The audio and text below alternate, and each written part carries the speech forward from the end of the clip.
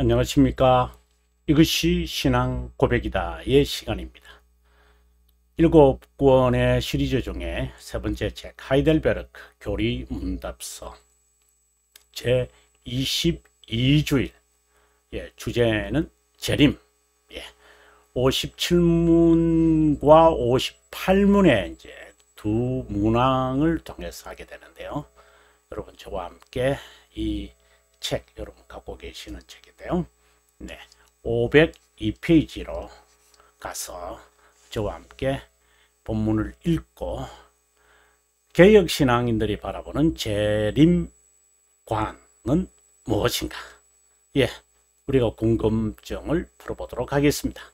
그 전에 우리가 22주일간에 있었던 주제, 우리가 앞으로 진행되어질 주제에 대해서 간략하게 살펴보고 들어가도록 하죠. 하이델베르크가 52주일의 주제들이 있잖아요. 자, 제가 한번 써보면요. 1, 그 다음에 2, 3, 4, 5, 6, 7. 좀 너무 밑에 갔는데 조금씩 글을 쓸 때는 위로 쓰겠습니다. 먼저 참된 위로에 대한 우리의 고백이 있었고요.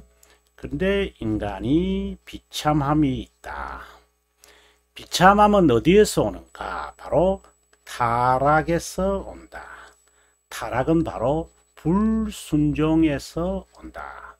이것에 대한 하나님의 정의와 중보자가 나오면은 두 본성에 관한 이야기가 나와야 합니다.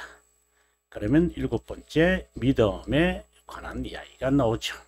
자, 그러면 8부터 또 쓰겠습니다. 8, 9, 10, 11, 12, 13, 14, 15 공백이 생겨서 자, 8주간으로 갑니다. 사도신경의 서론이다. 우리가 지난 시간까지 우리가 문항 3회에 관해서 사도신경의 결론을 살폈는데, 서론이 이제 8주일에서 시작했습니다. 사도신경에 시작할 때부터 첫 문구가 전능하사 천지를 만드신 하나님 아버지를 믿사오며 라고 했으니까 아버지에 대한 개념을 갖게 됩니다. 그 아버지는 뭐 하시죠? 섭리하시죠. 섭리가 나오게 되어지면은 그 다음에 부속자 하나님에 대한 이야기가 나옵니다. 그분은 기름 부음 받은 자입니다. 그 다음에 13항에 가면 그분은 독생자죠. 그래서 유일한 아들이다 라고 했습니다. 그 다음에 그분은 이제 수태하시고 고난 당하셨죠. 자, 그러면 16부터 할까요? 16, 17, 18, 19, 20, 21, 12. 오늘 우리의 주제가 이제 나왔습니다. 23, 그럼 재림. 우리가 써놓고 하도록 하겠습니다. 자, 16주일로 갑니다. 그리스도의 죽으심이 있겠죠. 그 다음에 17주간에 가서는 부활하시죠. 그 다음에 성천하시죠. 그 다음에 우편이라고 쓰겠습니다. 우편에 앉으심이 나오겠죠. 그 다음에는 성령 하나님에 관한 이야기가 나오고요. 지난 시간에 사도신경의 결론에 관한 이야기가 나왔습니다. 그 다음에 23주간에 갑니다. 이신칭의가 나오고요. 그 다음에 24, 25, 26, 27, 28, 29, 30, 31, 32. 자, 24주간으로 갑니다. 바로 선행이 나옵니다. 그 다음에 25주일에 갑니다. 성례가 나옵니다. 그러면 세례가 나오겠죠. 유아 세례가 나오죠. 그 다음에 28항으로 갑니다. 바로 성찬이 나오죠. 그러면 화채설이 나올 거예요. 그러면 미사가 나올 거예요. 이게 자연스럽게 나오게 되거든요. 그 다음에 열쇠가 나올 거예요. 그 다음에 32주일이 되어지게 되면 회개가 나오고요. 회개, 32 밑에 있으니까 회개, 그 다음에 33 주일에 가게 되어지면은 거룩함이 나오죠. 보통 우리가 성화라고 그러는데, 그 다음에 34주일부터 시작을 해서 44주일에 이르러서 십계명이 나오고요. 45주일부터 시작을 해서 52주일까지 주기도문에 관한 내용이 나옵니다. 예, 여러분, 우리가 이 전체를 우리가 배우게 될 건데요. 정말 구원의 이 진리 항목들이 너무 고맙고 감사합니다. 우리가 지금 여기에 지금 이르렀는데, 네, 이제 하나하나씩 또 가야 할 여러 여정이 남아 있다고 봅니다. 그러면 우리가 502페이지로 여러분과 함께 가서 우리 57문의 본문 문항의 내용을 읽어보도록 하겠습니다. 예, 502페이지에 왔습니다. 몸이 다시 사는 것, 바로 부활을 말하죠. 몸의 부활. 당신에게 무슨 위로를 제공하나. 우리가 제1문에서 삶과 죽음에서 당신에게 가장 위로가 되는 것은 무엇인가 라고 하면서 세 가지를 밝혔는데, 오늘 여기서는 몸의 부활이 당신에게 어떤 위로를 제공하라고 했습니다. 읽어보겠습니다. 이 세계 삶이 끝난 직후, 끝나자마자 내 영이 그 머리이신 그리스도에게 적극적으로 인도될 뿐 아니라, 두 번째, 그리스도의 권능으로 부활하여 이 세상에 내 몸이 내 영과 재연합될 것이고, 이것은 이제 부활 때를 말하죠. 그리고 그리스도의 영화로운 몸처럼 될 것이다 라고 되어 있습니다.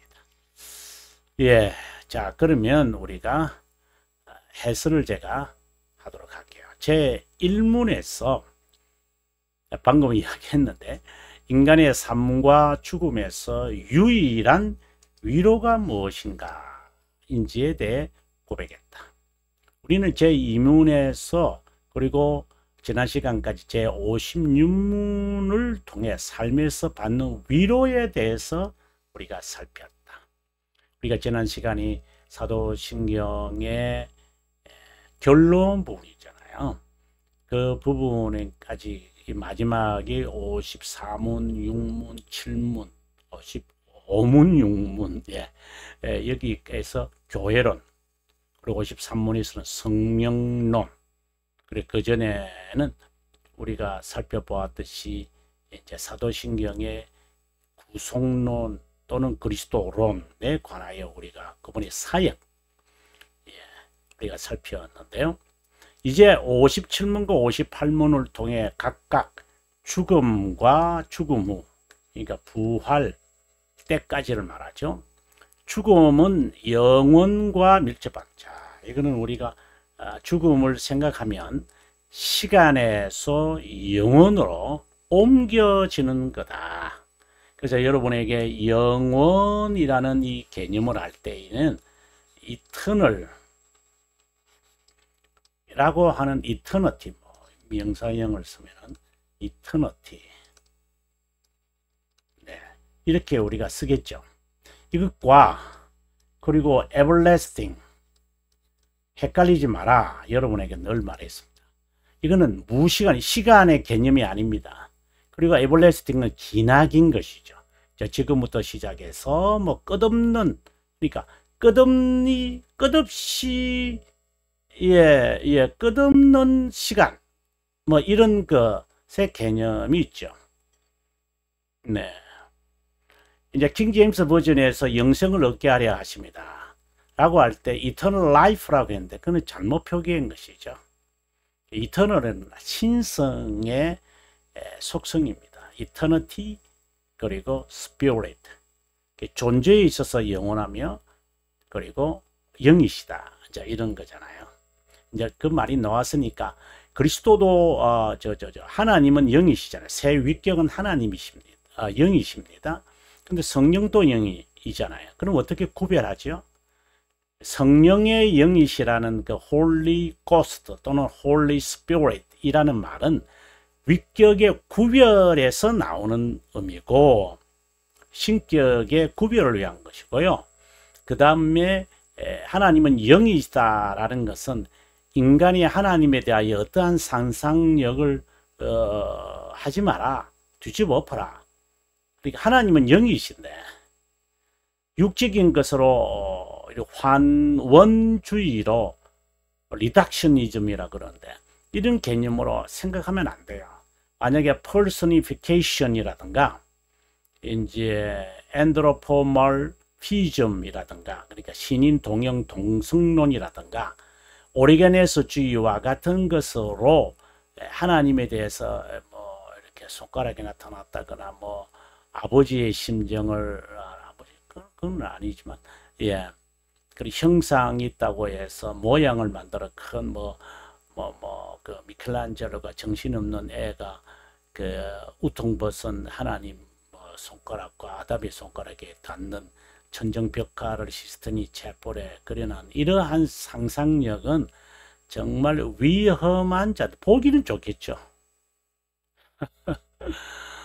네, 영혼의 개념입니다. 그 애가 무슨 그런 영혼에 대한 개념이 있었겠어요. 미술만 그릴 줄 알았겠죠. 그리고 조각만 할 줄 알고 건축만 할 줄 알았겠죠. 영혼에서 시간에 창조된 것이다. 이게 이제 in the beginning 라고 하는 거잖아요. 시간을 떠날 때 죽을 때 영혼으로 우리는 회귀한다. 돌아간다. 그리스도의 승천에서 시간에서 영혼으로 회귀하기 때문에 구름이 가려져서 보이지 않은 것이죠. 아무튼 죽음에 관하여 숙고하지 않는 자는 영혼에 대하여도 숙고하지 않는다. 죽음은 추상적이거나 이상적인 개념이 아니라 실제고 현실입니다. 죽음만큼 확실한 것이 없지만 죽음만큼 불확실한 것도 없다. 에드먼 칼럼이의 이것이 기독교인의 묵상이다라는 책에서 칼럼이가 우리에게 분명히 말합니다. 죽음만큼 확실한 것도 없지만 또 죽음만큼 불확실한 것이 없기 때문에 사람은 죽음에 대해서 준비하지 않는다. 죽음을 인정하는 자는 죽음을 인정하는 자나 그리고 준비하는 자는 극히 드물다. 그래서 139페이지 여러분의 책을 한번 보시면 좋겠다 생각합니다. 예, 바로 이 책입니다. 제가 저희 교회에서 이제 이 책을 5번째, 6번째 반복하는데 읽을수록 저도 읽고 강의하면서 깊이로 들어가고 또 제가 연구한 바의 내용들을 더 이제 여기에 더해서 이제 설명을 하는데 뭐 읽으면 읽을수록 이제 웨스트민스터 소교리 문답의 그 주된 저자잖아요. 에드먼드 칼럼이가 정말 훌륭하신 분이죠. 그래서 이분의 그 묵상 최고의 글작입니다만은 여러분에게 정말 소개하고 싶습니다. 꼭 천천히 읽으시고 반복해서 읽으시면 신앙의 경건에 기도 그 훈련에 아주 최적 책이다. 여러분에게 정말 진심으로 추천드립니다. 예, 죽음 후 부활에 관심을 두는 자는 인류 중에 몇 명뿐이다. 칼빈이 여기서 3권 마지막 강에서 이제 이 말을 하죠. 대부분의 인간은 가상의 승리에 취할 뿐이다. 실제 전투에는 게으르고 싫어한다. 그래서 게임은 좋아하겠죠. 앉아가지고 현대 이 아이들이 이제 행하고 있는 작태지만 그 실제로는 못하는 게 이제 그런 일들에만 하겠죠. 대부분의 사람들이 그렇다. 저는 뭐 아이들이 뭐 MZ 시대 그 이후 뭐 아이들이 그렇다라고 하는 것이 아니라 이 인간성 자체가 그런 거죠. 사도신경의 마지막 부분에 이르러 죽음, 그리고 죽음 후, 그리고 영원한 삶에 대한 바른 고백을 우리에게 말한다. 이 고백을 제대로 정리하려면 칼빈 선생의 3권 25장을 미리 참고하거나 숙지하라고 권하고 싶다. 자, 한번 보겠습니다. 자신의 일에 자유하고 하늘의 삶에 묶이지 않으면 우리 마음을 유지하기 어렵다. 자, 정말 예. 이거는 삶을 살다 보면 자연스러운 것입니다. 축복된 부활에 대해 지속해서 묵상하는데 익숙한 자만 복음이 주는 유익을 완전히 누릴 수 있다. 부활에 대한 증명은 하나님의 무한한 권능을 고려하는 데서 가능하다. 이것은 기적이다.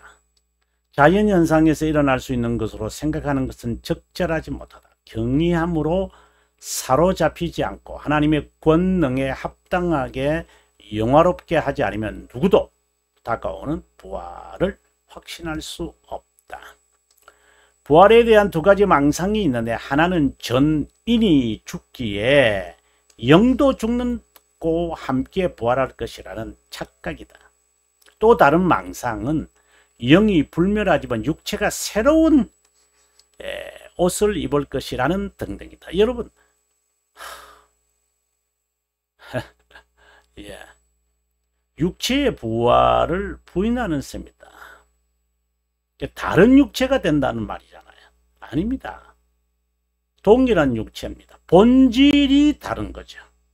경건한 자의 영은 싸움의 수고를 끝내고 복스러운 안식을 더 애로 들어가서 기쁨으로 약속된 영광을 즐길 것이 기대하고 구속자 그리스도가 나타날 때까지 미결 상태에 있는 것으로 만족해야 한다. 지금 입고 있는 몸은 대신하여 새롭게 다른 몸을 입을 것이라는 상상하는 자의 오리는 극악 무도한 견해다. 새로운 육체의 창조가 부활할 때 있을 것이라는 억지 주장은 불신앙이다. 먼저 일어날 육체는 현재의 본질과 동일하지만 성질이 다르다. 그리스도의 몸의 부활을 보면 이해할 수 있을 것이다. 이상의 설명에서 독자가 살펴야 할 죽음 후의 영원한 삶에 대한 신앙 고백의 길잡이가 되리라 여긴다. 예, 오늘은 공부를 여기서 마무리하고 다음 시간에 504페이지네요. 이 부분에서 여러분 저와 함께 다시 이어지도록 하겠습니다. 예, 지금까지 시청해 주셔서 고맙고 개혁신앙의 종말론 또 재림관 어떻게 우리가 고백하고 있든지 물론 이제 웨스트민스터 신앙 고백서 33장과 그리고 벨지카 37항에도 이 말씀이 있는데 오늘은 하이델베르그를 통해서 저희들이 살피고 있는 가운데 있습니다. 예, 긴 시간 동안 함께 해주셔서 고맙고 저는 다음 시간에 여러분과 함께 하기를 소망합니다. 평안하세요.